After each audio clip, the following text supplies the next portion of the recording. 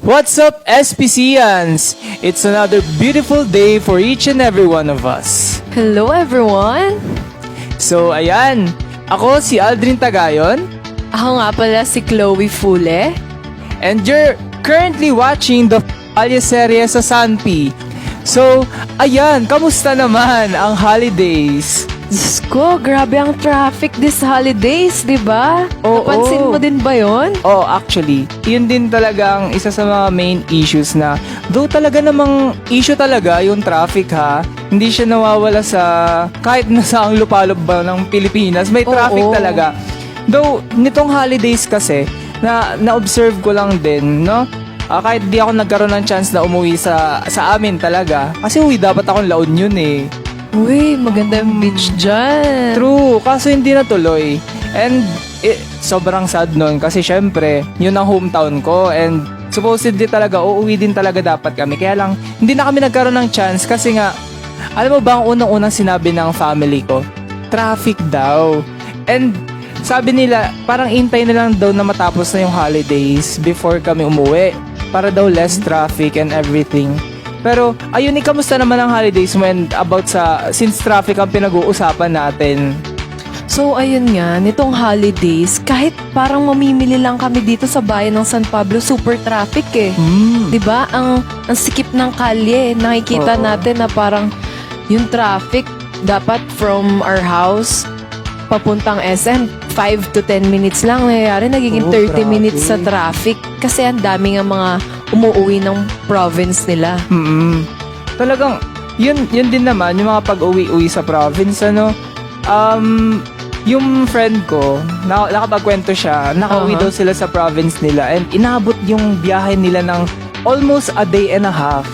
Di ba? Oo, Grabe. legit yun. Sobrang, Isipin mo. sabi ko una, akala ko nagiging OA lang siya. Pero, nung nag-send talaga siya nung time-lapse, nag-time-lapse siya and legit talaga, like, na-capture niya yung pag-set ng sun, tapos yung pag-rise din. Sabi ko, grabe talagang, kasi, hapon sila bumiyahe. And it took them a day and a half talaga ng pagpunta doon. For those of you na parang nagwo-wonder kung taga saan siya, taga Isabela siya and taga Quezon din siya like me. So talagang malayo siya pero if I'm not mistaken dati hindi siya inaabot ng a day and a half kapag babiyahe ka doon.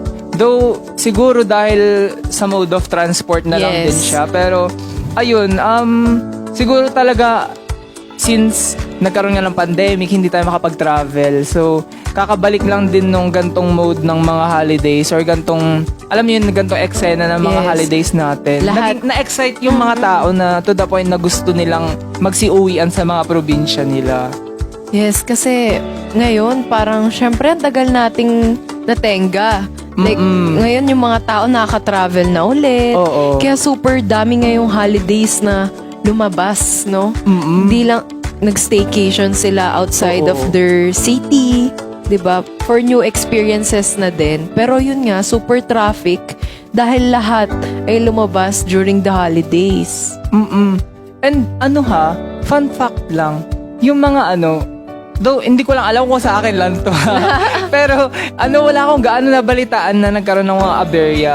When it comes to like, alam niyo yung may mga ginagawang kalsada, ganun, or like may mga nare-repair. And thankfully, hindi nagkaroon ng bagyo nung holidays. Oo, 'di ba? Kasi Usually, malaking setback siya pagdating sa travel time.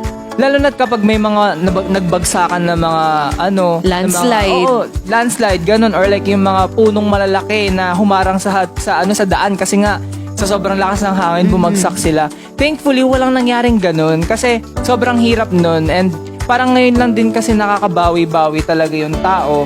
And yung yung country natin kung yung naidulot ng pandemic, what I mean, ganun. Na kakabalik lang din natin and thank God na pinayagan niya tayo na makapag-celebrate. Though hindi man nakauwi lahat sa kanilang probinsya. Pero yung pa din, yung iba is nagkaroon ng time na, tsaka nagkaroon ng chance na magkita-kita ulit. Kasi bihira na lang din kasi yun, naggawa nga ng pandemic. Pero, ayun, partner, naranasan mo na ba mag-participate sa paluwagan? Oo, natry ko nang sumali sa paluwagan, partner. Ano? Ikaw ba? Partner, ano ba paluwagan niya? Hoy, paluwagan ng pera yan ha. Paluwagan ng pera. Yung akin kasi, naranasan ko nung sumali sa paluwagan naman ng phone dati. Oh, Ay- so anong phone yan, iPhone. partner? Ay, Early iPhone yun. Yun yung mga unang set pa ng iPhone nahulugan nun. mo ba? I think it was back in junior high school. I think nung Ano yung iPhone 5 pa ata Oo, yan, iPhone sis. 5 pa siya. I think 4S. Kasi parang since junior high, di ba, alam mo yun na tipid-tipid, Oo. hulog. So, Syempre, ang naranasan asa lang ko, sa baon. ang naranasan ko paluwagan dati, nag-start siya sa 4S.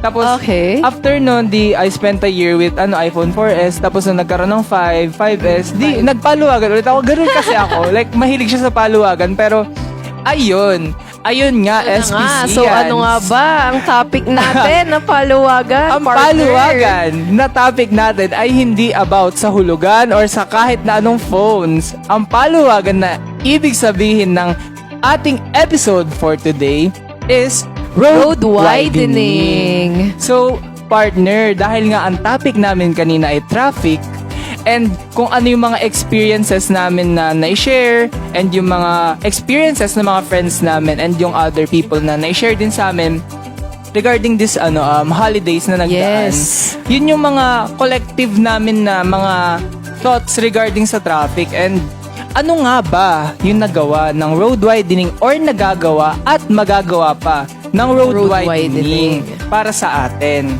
So, partner, kapag ba sinabi nating road widening, what comes to mind?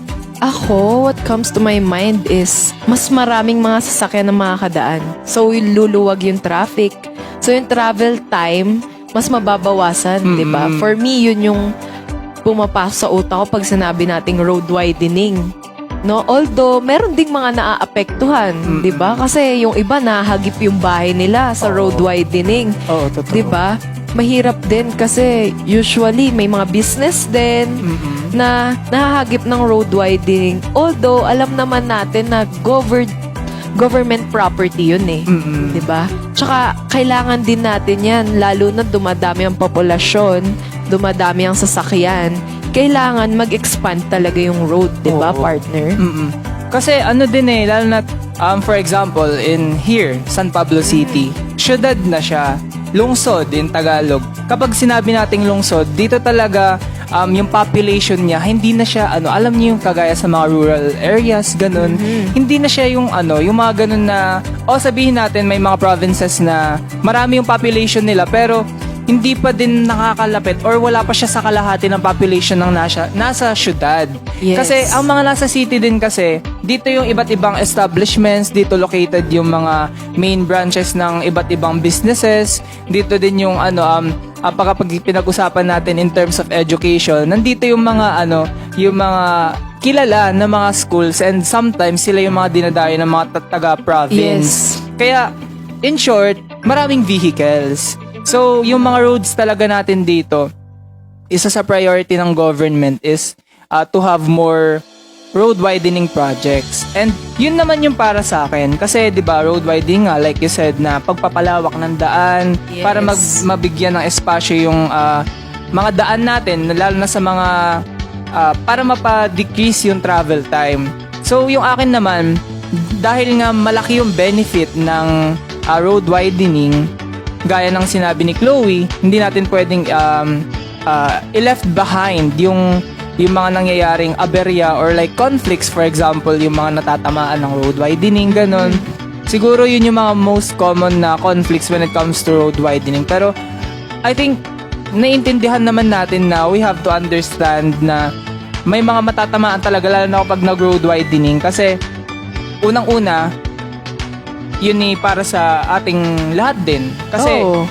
imagine mo, kapag nagkaroon ng road widening, hindi lang din naman yung mga nasa labas yung magbe-benefit, pero tayo din. Sige, sabihin man natin na wala kayong vehicle, sabihin natin motorcycle lang.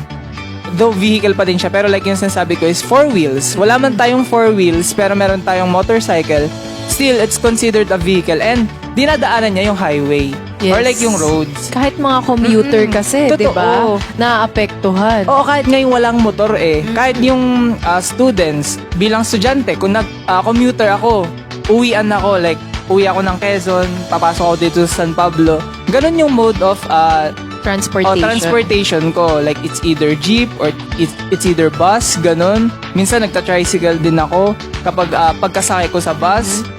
And, ayun, masasabi ko na nagbe-benefit tayong lahat doon. And yung mga minor na conflicts like that, talagang napapag-usapan din naman siya. And, I hope na settle siya ng maayos, na Oo. nagkakaroon ng naayos na usap regarding that topic, na hindi lang basta na alam niyo na may matatamaan, ganun. So we had the chance din na makapanayam ang ilang residents ng San Pablo.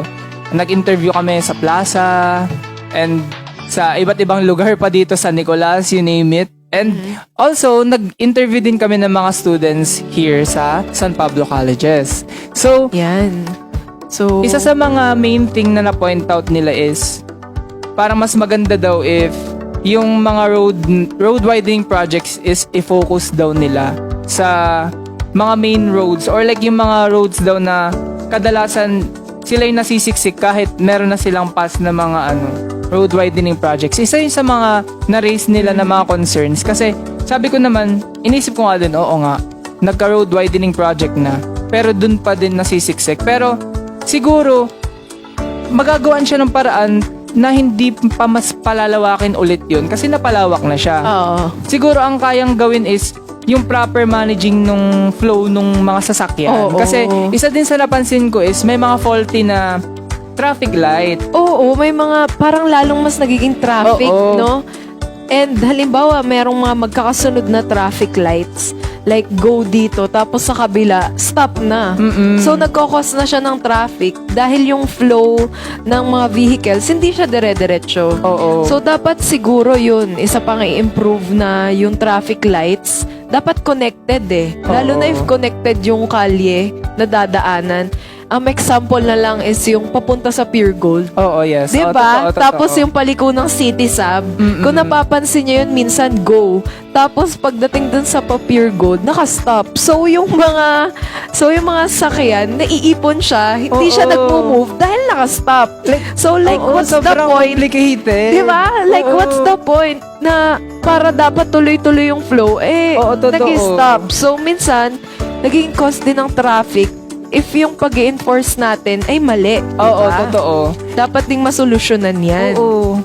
Parang yung lang. Hugot siya. Ano solusyon Parang yung lang. Uy! Ba't Pero di mo masabi, kidding aside, pero ayun nga, may mga bagay din kasi na kapag hindi na-enforce ng maayos at hindi na ma-manage ng maayos, talagang magkakaroon ng negative effects yan. Yes, may stuck ka na lang Oo, doon. may stuck ka na lang doon and dapat di tayo na-stuck ha. Nako, mga Tama, move SPC yan. forward. Move forward. Huwag mai-stuck. Yes. Oh, sinasabi ko sa inyo ha, huwag kayong ganyan. Nangaral. Akala ko podcast to, pero Oo parang nga, pangangaral na bakit ata naging to. ganun na? Bakit nag-explain tayo dito? Anyway, back to the topic. So, ayun nga, no, yung mga nakapanayam namin, sobra silang insightful. Lalo na yung mga estudyante, Yes. ha? Kasi, imagine nyo naman, estudyante sila talaga yung back Everyday and forth. nagta-travel pati, Oo. di ba? Ito, sinasabi ko sa inyo, ha? Kahit gaano pa kalapit yung bahay ninyo sa school, travel pa din yan. Oo. Kung nagta-tricycle kayo, or kung kahit nga naglalakad lang kayo, tas may tatawiran kayo, syempre, matik, kailangan nyo ng traffic light. Oo. Kailangan nyo ng, mode of travel na patawid. Kasi, imagine nyo kapag wala. O sige, tumawid ka dyan, tas highway yan. 'Di ba? Sobrang ang hirap Sobrang nun. hirap. Kaya kami bilang estudyante din, nakaka-relate talaga kami. Mhm. Pagdating sa mga ganyan, kasi, lalo na kami, we're BA Communication students, third year na. Imagine mo, talagang kami, palalabas kami. Yes, Labas kami ng labas. lagi tayo may mga output. May mga outputs kaming kailangang ipasa. So, imagine nyo na lang yon na kapag wala tayong mga ganyang bagay na nag-exist sa labas, sa tingin nyo ba mapapadali yung trabaho namin? Or magagawa ba namin yung trabaho namin? Hindi. Hindi. Kasi Tsaka- ang hirap tumawid nang walang ganun. Oo, tsaka super hirap din na parang wala kang safety. Oo. 'Di ba? Basta ka na lang tatawid sa highway. Mm-mm. Sobrang hirap. So, maganda din talaga yung may pedestrian lanes and may Oo. stoplights, 'di ba, partner? Para alam natin kung kailan tayo tatawid and kailan dadaan yung flow. Oo. Totoo. Kaya nga, dapat sana, if yung mga mangyayaring ganito, yung pag-enforce nito no sa government, talagang piliin nila yung mga paglalagyan nila maging smart, ganun Yes. no. Para ayun, like i-repair na nila yung mga traffic lights, ganun. For example, yun din yung nabanggit din kanina Yes. issue, yung Dapat mga poste. connected din Oo, yung mga poste time dapat ng traffic lights. naayos na yun. So ayun. Since yun nga yung ang mga nag-gather namin sa mga respondents namin. Partner, para sa'yo, bilang taga San Pablo City ka, Yes. na-experience mo na yung naging effect ng road widening. Ano sa tingin mo ang kaya mo pang ibigay or like mai-recommend? I-recommend. Siguro yun nga, yung kagaya nung sinabi ko kanina, no? Maganda sana if mag-road widening is nakiklear talaga yung road. Like, halimbawa nga, minsan kasi may mga poste pa. 'Di ba? Parang hindi kasi magamit yung pagka-road widening. May mga poste pa or may mga puno pa. Siyempre, kung dadaan ka ng mabilis dun, mapapahinto ka, partner, kasi babangga ka sa poste ngayon, no? Totoo. Ayun yung insights ko. And siguro maganda rin if yung road ay lalagyan natin ng ilaw. Oo.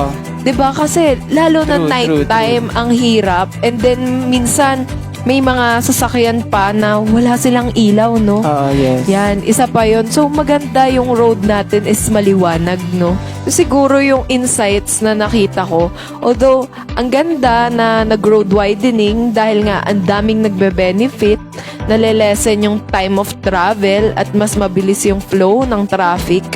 Pero, if hindi naman natin na-clear yung road, may kalat, ganan, yun nga, may mga poste, is hindi rin mapakinabangan ng ayos. Siguro, hindi lang dapat road widening, clearing of the road din. Oo, Yun. yes, totoo. Diba? Ikaw, Kasi- partner, anong Oo. insight mo dyan? Gaya nung sabi mo, kapag hindi naayos yun, mababangga ka talaga.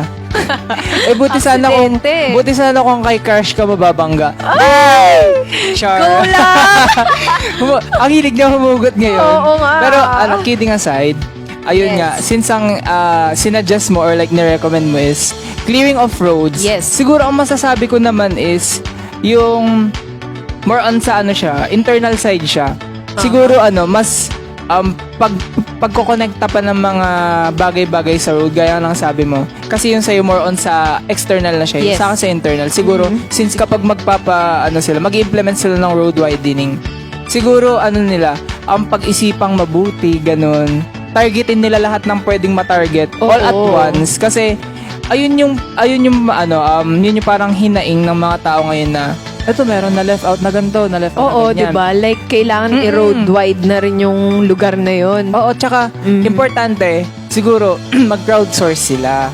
Para, alam mo yun na, ma-attain nila yung mga needs ng mga tao. Kasi malaki din yung nagagawa ng crowdsourcing eh. Kapag nag-crowdsource sila na, for example, magawa silang surveys, ganun. At saka ngayon, kapag uso na din yung mga online surveys. Oo, mas madali nga ngayon sa dahil Google sa Forms, media, ganun, di ba? diba? So, marami ng mode of surveys Yes. ngayon na pwedeng magawa. And, ayun nga, so, kayo dyan, mga ka-SPCians ha, kapag meron kayong hinaing, kapag meron kayong mga gusto pang i-share, nandito lang din naman talaga kami. Sabihin nyo lang yung mga thoughts nyo, SPCians. At talagang isa sa buhay at isa sa boses namin, yang mga yan. Yan. That's it for the Kalye series sa Sanpi. This is Paluwagan aka Road Widening. See you on the next. Again, I'm Aldrin Tagayon. And I'm Chloe Fule.